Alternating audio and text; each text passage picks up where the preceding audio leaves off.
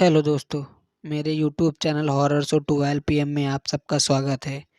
आज जो मैं घटना आपको बताने जा रहा हूँ, ये घटना आकांक्षा जी के गांव में घटी थी। किसी कारणवश मैं उनके गांव का नाम नहीं ले सकता, तो अब मैं कहानी उन्हीं के नज़रिए से सुनाऊंगा। तो बढ़ते हैं अपनी कहानी की ओर। एक रात की बात है, मेरे गाँव में एक महिला दो जुड़वा बच्चों को जन्म देने के दौरान मर गई थी। उसके घर के सभी लोग सदमे से ग्रस्त थे। उस महिला की शादी हुए सिर्फ 2 साल हुए थे और इस तरह दो दूध-मुहे बच्चों को छोड़कर वो चली गई। उसके पति का नाम विनोद था। विनोद की हालत बहुत गंभीर हो गई थी। अपनी पत्नी को इस तरह खो देने के बारे में तो उसने कभी सोचा ही नहीं था। खैर, अब सवाल था उन बच्चों की परवरिश का, तो इसका जिम्मा विनोद की भाभी ने लिया, जिनका खुद का भी 4 महीने का बच्चा था। घर के सभी लोग जब हॉस्पिटल से उसकी पत्नी की लाश घर लेके आए, तो सबसे पहले बच्चों को अंतिम बार उसके बदन से लिपटाया। फिर उसे सुहागिनों की तरह सजाया गया और वह अंतिम यात्रा के लिए ले जाई गई।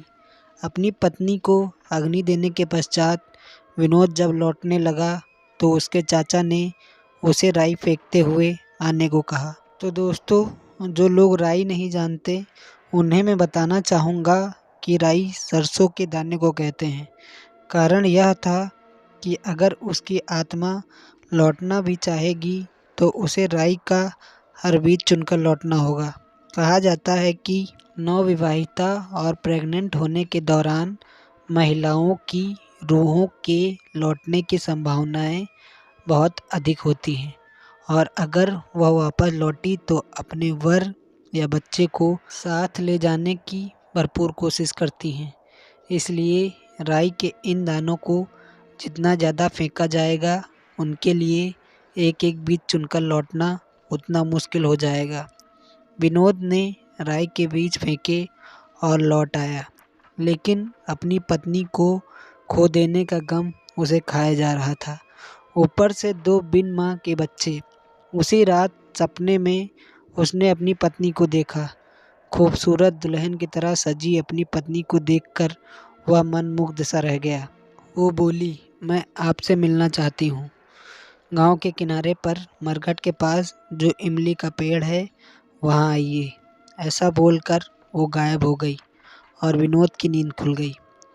पत्नी की याद में पागल सा विनोद बिना कुछ सोचे समझे आधी रात को उस इमली के पेड़ की तरफ चल पड़ा।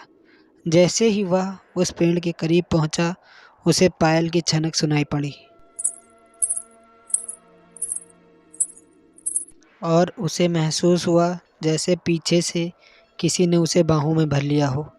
वो पलटा तो सामने उसकी पत्नी थी। आंखों में काजल, मोगरे के गजरे की खुशबू, लाल बिंदी, सिंदूरी मांग और शादी की लाल साड़ी। एक पल के लिए तो वह ये भूल ही गया था कि वह मर चुकी है। फिर उसे बाहों में भर के वह फूट के रोने लगा। फिर उसकी पत्नी ने उसे चुप करवाते हुए कहा, देखो विनोद, अब मैं मर चुकी हूँ, लेकिन मैं मर कर भी तुमसे दूर नहीं जाऊँगी।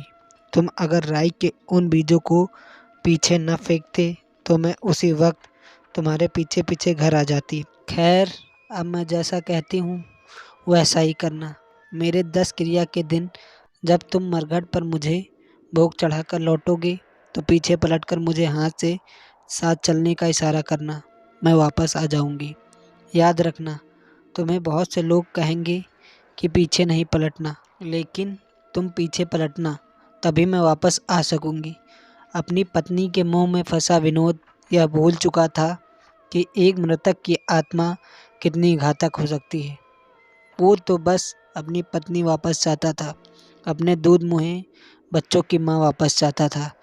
खुशी खुशी घर वापस आकर वो सो गया और 10 क्रिया के दिन का इंतज़ार करने लगा।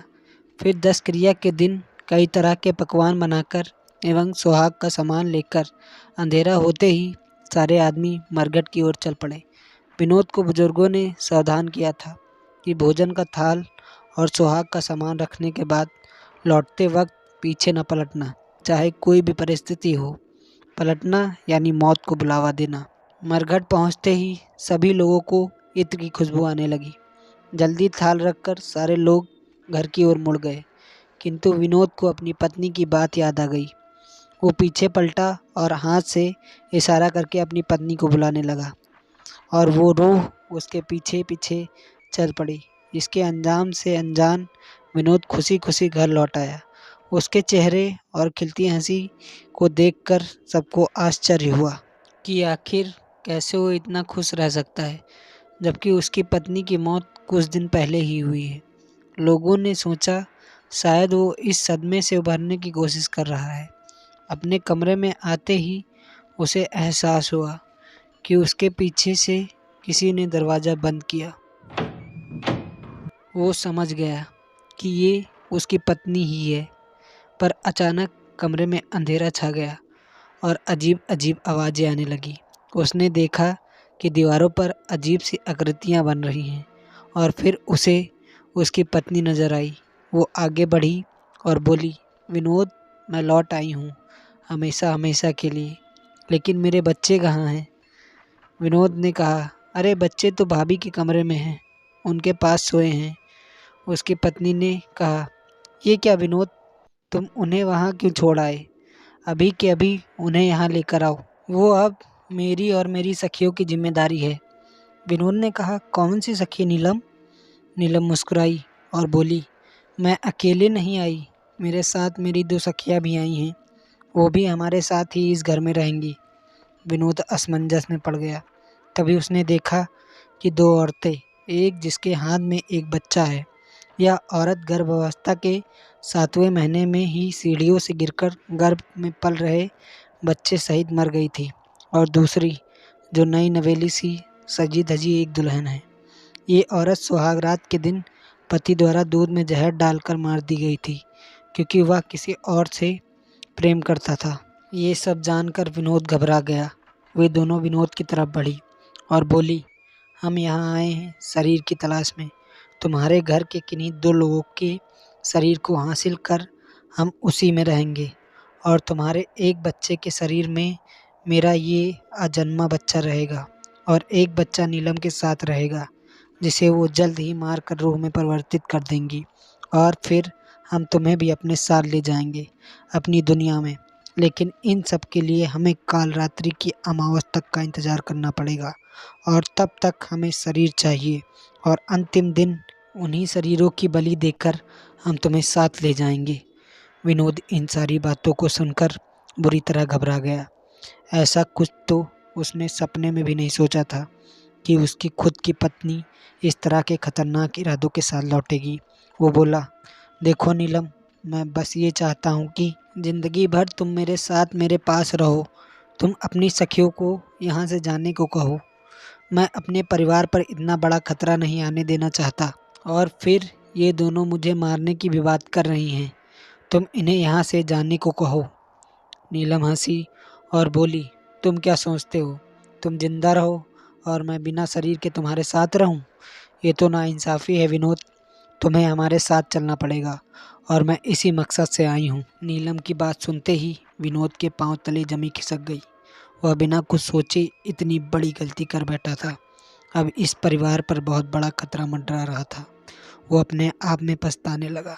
नीलम और वो दोनों आत्माएं कमरे में उड़ने लगी, जोर जोर से हंसने लगी। इतना भयानक नज़ारा विनोद ने आज तक नहीं देखा था।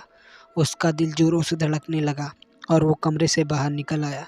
अब उसने मन में ठान लिया था कि इन आत्माओं से अपने परिवार को हर हालत में उसे बचाना है। पहले उसने सोचा कि ये बात अपने परिवार को बताए, लेकिन उसने सबको ये बताया तो सब बुरी तरह घबरा जाएंगे। ये सोचकर उसने सबको बताने का मन बदल दिया। विनोद मोहल्ले के एक फ़कीर के पास जा पहुंचा। फ़कीर उसे देखकर ही समझ गया कि वह तकलीफ़ में है। विनोद उसे देखकर फूट फूट कर रोने लगा और अपनी आप बीती सुनाई।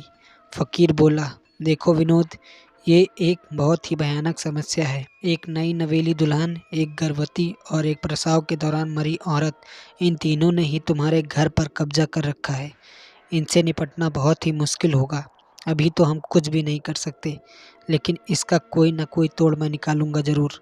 अभी तुम घर जाओ। फिर विनोद जब घर पहुंचा तो उसकी भाभी ने उसे खाना परोसा, जैसे ही पहला निवाला मुंह में डाला, उसकी नज़र भाभी पर पड़ी। वो सारे बाल बिखराकर सफ़ेद सफ़ेद आंखों से उसकी तरफ मुस्कुराकर देखने लगी। वो जोर से चिल्लाया और घर के सारे लोग तुरंत दौड़े चले आए। सब ये नज़ारा देखकर घबरा गए। यकीनन वो नीलम ही थी जो विनोद की भाभी के शरीर में प्रवेश कर चुकी थी।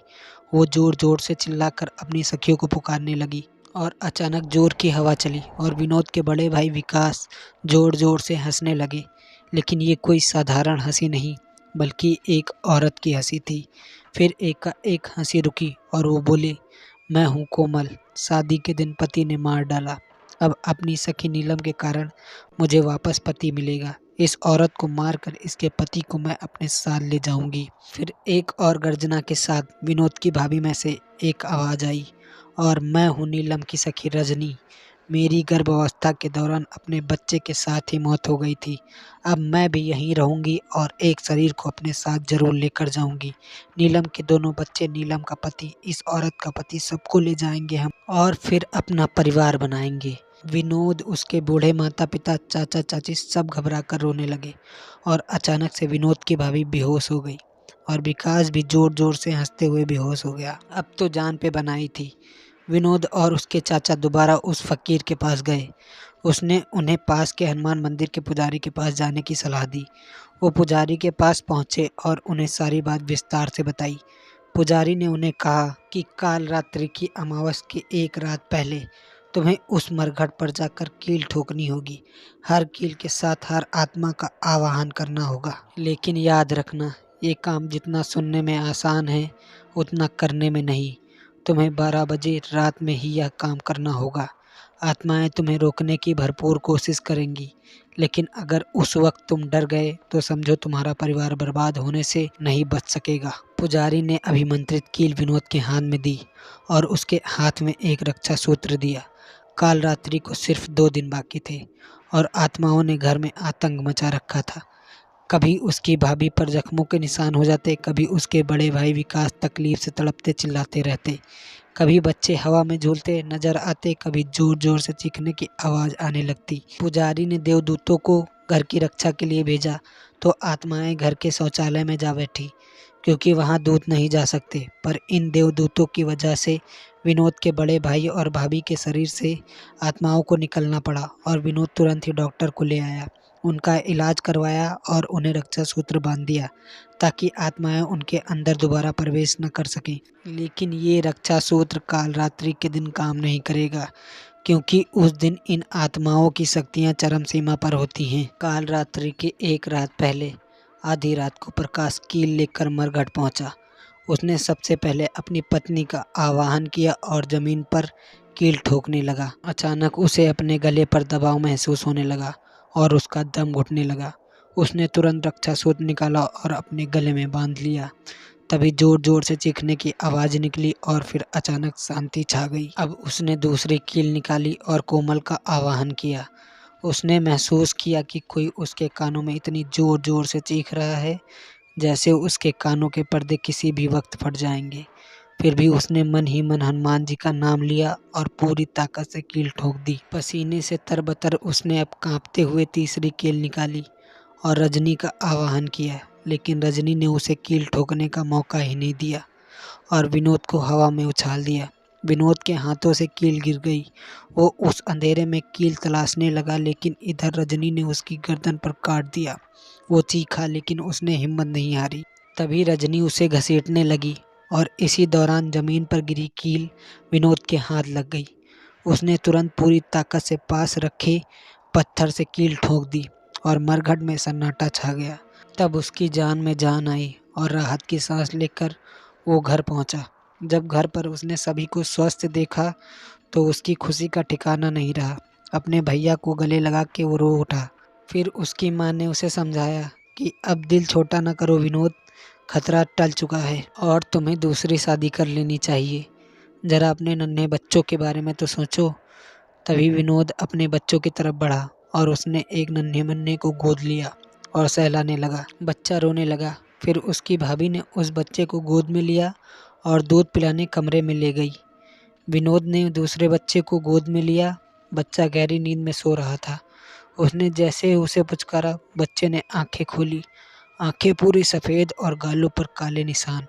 वह बच्चा मुस्कुराने लगा। वो समझ चुका था कि वो एक और कील ठोकना भूल गया है, उस अजन्मे बच्चे के लिए जिसने उसके बच्चे पर कब्जा कर लिया था, और बड़े अफसोस के साथ रोने लगा। फिर कुछ दिन बाद उस बच्चे की मौत हो गई थी। तो दोस्तों, कहानी कैसी लगी कमेंट करके ज़रूर बताएं। तो फिर मिलते हैं ऐसी ही डरावनी कहानी के साथ। तब तक के लिए जय श्री राम।